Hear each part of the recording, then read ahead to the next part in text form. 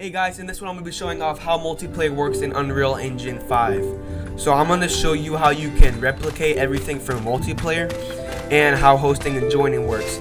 So basically multiplayer works in Unreal. By default it's a listen server, so there's a server and a client. So the server is the player who hosts a server. Like in any games like Minecraft, you host your own server, and that is, you are in charge, like that is your server. And then the people who join you, they are the clients. Now the clients, basically the server is getting info from the clients and they replicate it to all players so that everybody sees it working in multiplayer. So like when I attack, it's basically going to tell the server to call to the client to play the attack animation through all servers so that it replicates. And sometimes this communication between server and client can be slow depending on how far you are from the server. So in this case it'd be a player. So if I'm playing with someone all the way across the world, it might be very slow, and that's called your ping. So I'm going to be showing how this works. So it's not just that easy. Basically, to set this up, there are two main factors you need. So you need to make sure everything's replicated, or else it's just going to be very broken. You need to make sure the communication between the server and the client works correctly, and you need to make sure that you can host and join servers in the first place, or else you're never going to be able to play with your friends. And so I'm going to start with hosting and joining. Now for me that was very hard, but it doesn't have to be that hard. I'm going to show you how it works. So typically, like especially like a Minecraft server, you would when you make a server, you would have to do all this weird port forwarding, give them your IP address, all that sketchy stuff, and it's very complicated. I've been losing my mind trying to figure it out. So we're not going to do that in this video. I'm going to show you how it works normally. So let me find my online menus really quick, and I'm going to show you how this works. So if I find right here, sorry, one second. Okay, so let's start with creating the room. Okay, so on the graph here for creating a room, basically creating a server, we make this run on the game instance, so that basically the game instance is so that it lasts through the whole game no matter what level you're in. So if someone creates a server, that server is going to be created the whole game. And so onto this host session that we created in the game instance. Basically what we do is creating a session, but by default in Unreal Engine, the create session node right here, this would work. You would create a session, get the player controller and all that stuff, but basically it would only run locally using LAN. And what that means is you can only play with people on your home internet. So I could play with my brother on my home internet, but I couldn't play with my cousin across the crunchy. So what you would have to do basically is use a subsystem. And basically what a subsystem is it's basically allows you to join online instead of using LAN.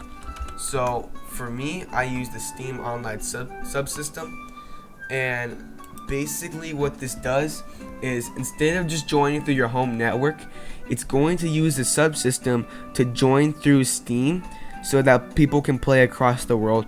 So like for example, when I play, I put on Steam, open up the project, and then through Steam I can now play with my cousin all the way across the country. So I'm gonna be showing you how to set up it's not a tutorial, but I'm gonna do an overview of how this works. If you want a whole tutorial, let me know. Basically, to use the Steam Online subsystem, you can use multiple ones. Like there's the Epic Games one, but like if you're making your game for Steam, you would use the Steam Online subsystem. And so what you would do is you would download the files for Steam Online subsystem and add it into your game.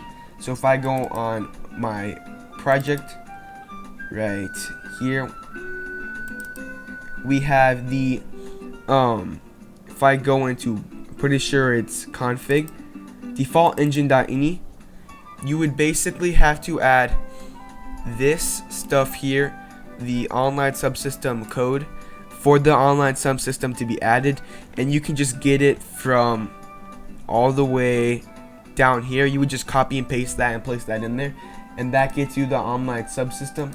And then the other thing you need though Sorry guys, I forgot one thing really quick. On the Steam Dev App ID, when you add in this stuff, this is not gonna work if you don't have this in. So, if you have a developer account on Steam, you would get your own Steam App ID that you put in here. But for now, I'm assuming you're having a development build for testing. Just put in 480, and that should work by Steam Dev App ID, and that should work. And make sure you file and save. Alright, thank you guys. Back to the video. Though, you can't just use the create session though with the online subsystem. It won't work. You'll still do it locally. What you need to do in order for this to work with the online subsystem is advanced sessions plugin. So as you can see here, I have the create advanced sessions. It has way more options, and it's gonna work online through Steam. So what I need to do is, first of all, you need to download the advanced sessions. So again, I'm not going to go too in depth, but you need to download the advanced sessions onto your project, or else this is not going to work online. So you go to the download. I'm not 100% sure where it is. Oh yeah, right here. So I'm using 5.03. You would click on the version you're using, you would download it, you would get some folders on your desktop, and then what you would do, I'm pretty sure, I could be wrong, but what you want to do here is create a plugins folder right here, and then you would drag and drop these folders into here, and that's going to add it. And then make sure on your plugins that you have, make sure that you have Steam Advanced Sessions enabled, online subsystem Steam to be enabled, and you need advanced sessions to be enabled. If you don't enable all of those, it's not going to work. So you have to enable those. And then what you would do, basically, to create a menu, create a server. So on the custom event of hosting a session, what we're gonna do is, you don't have to do this, but I got the number of players add in here. Instead of the create session, you're gonna do create advanced session, and that's gonna create a session, add in the player controller. And then what you do is you open the level of that server. So for me, I'm going to be doing this level right here, the Kira demo. So I open that level, and then what I'm going to do here, when you join a session, it's basically going to get the player controller. Now you can just do the default join session, just type in join session right here. That's going to work. Add in the player controller, and then by default it's going to join a server. Now if you want to do a server like a bar where you can scroll through the different servers, that's a bit more complicated. I'm not going to go too in depth in that. I'm not the best at that. I was following a tutorial series from Ryan Laley. But basically, when I clicked on the create room, it's going to go to the game instance, it's going to create the server, and we have a server. When I click on join room, it's going to go find some sessions here, and then it's going to populate some results. And then on clicked, then we got the join room. Eventually, yeah, so sorry, once we find some sessions, I have these session result UI. It's gonna populate this, show the amount of servers, the name, the ping, and then this join button right here, what it's going to do is join the session right here, cast the game instance, and join a session.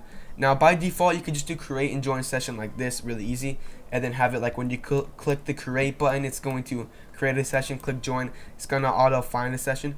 But if you want to join like any server, you could create like a server browser.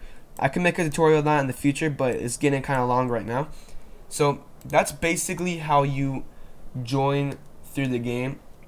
Now I can't test online right now because I don't have anybody to play with right now, but I promise it did work. But I can do locally if I want to show you how it works locally. So I just click use LAN here. I think this would work. It might crash on me because I don't know if it's still doing it online. Well, actually, yeah, just basically you would open up Steam, I would create a project, and then I'll create a server, and then someone would join. So let me show you. I have the file over here. Not that one, my bad, sorry. I have it down here somewhere. Okay, let me pause it really quick, and then I'm gonna find the file of the game really quick. Alright, so I found the game. So I open up the game, and you have to make sure that Steam is enabled. Let me just pause it. Yeah, okay, so we got Steam enabled here. And if it does work, you enabled the subsystem advanced sessions, you should get this overlay right here. You can click shift tab and you got the Steam overlay. And then if I click on multiplayer, usually it would, if someone created a server and I'm online, I would find a server here and then I could join it right here. But because nobody has created a server right now, it will not work. I can't show that off right now because I don't have anybody to test it out with, but I promise it did work. And then you can also create a server. So yeah, sorry that took a while, but that's basically how you host and join servers. So what I need to show you now is how to replicate, because if you just play the game by default, it's gonna be buggy. So like, you know, like replication problems. So like if I attack with my sword, but on the other player's screen it doesn't show that, that's because we didn't replicate it. So I'm gonna show you the basics of replication. So if I find my character right here on, the blueprints right here. All right. So by default, it's not as hard as it needs to be. You just have to understand the server and client model. So let's say let's create a my own custom event. So let's say I want to click the 1 key. Let's say I'm gonna play a montage. I'll get my mesh like usual. I'll add it into here. Now the montage I want to play is this. If I can find it. Or no.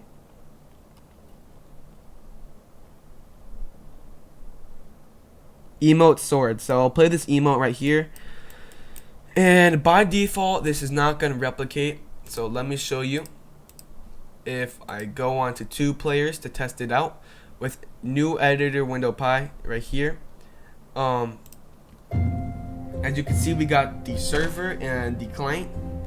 So let's go pretend I'm the client and I click 1. As you can see on my screen, it is showing the animation, but on the server screen it's not replicated because we didn't replicate it across the server and clients. So now it's only going to show on that specific client screen. And if I show off, let's just do play as a client. So net mode, play as a client. So let's say there's 2 clients playing.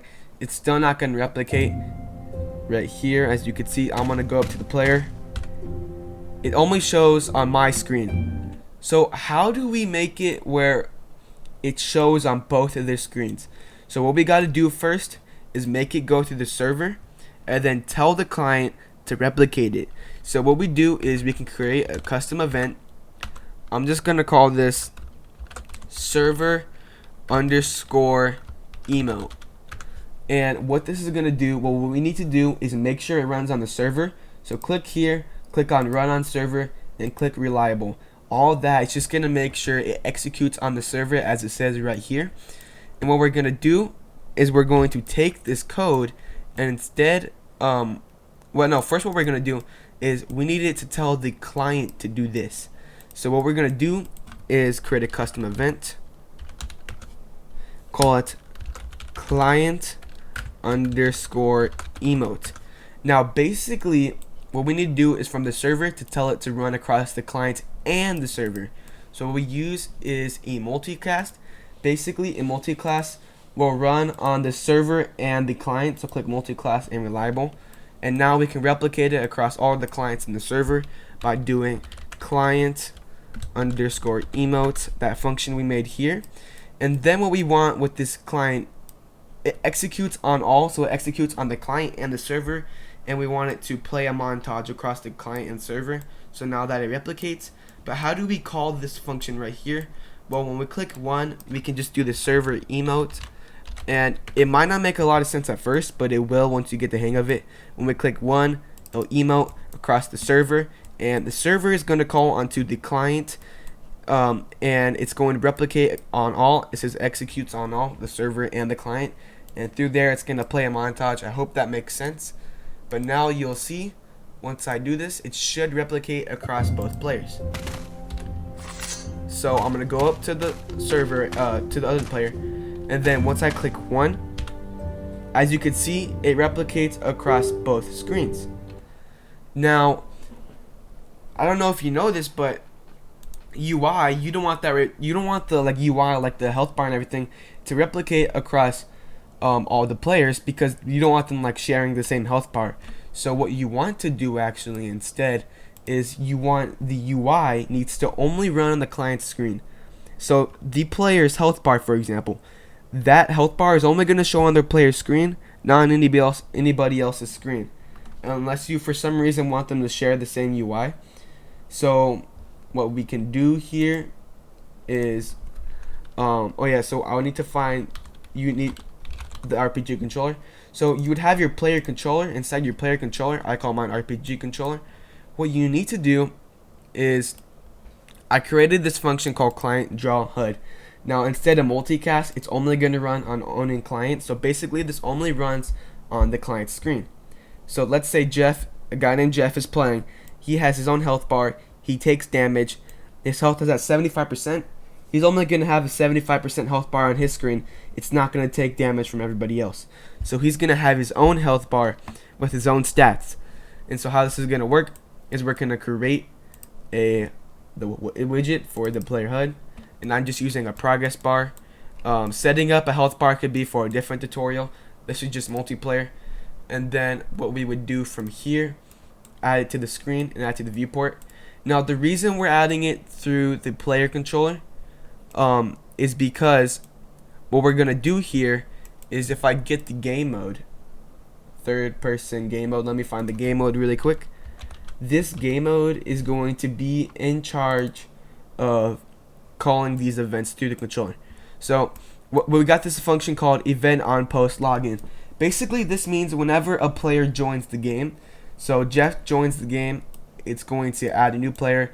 On post login, when this player joins the game, we're going to add the health, the player widget by casting to the RPG controller and calling this client draw HUD, and it's going to run on the owning client. So the health bar is only going to show on Jeff's screen. Everybody has their own UI, and that's how it works. So that is how you replicate on multiplayer. I hope you guys like this tutorial. I tried to make it as simple as possible. That is how you create and join sessions. You replicate through the server and the client, and that is the basics of multiplayer. Now for beginners, I don't know, you might still not have the hang of this. I can make a more in-depth step-by-step guide tutorial on how to make this, but I would want to just show like an overview of how I done it, and I can create a tutorial in the future. I'll see you guys in the next video. Sorry I haven't uploaded in a while. I was at a cruise, but I can't wait to see you guys in the next devlog.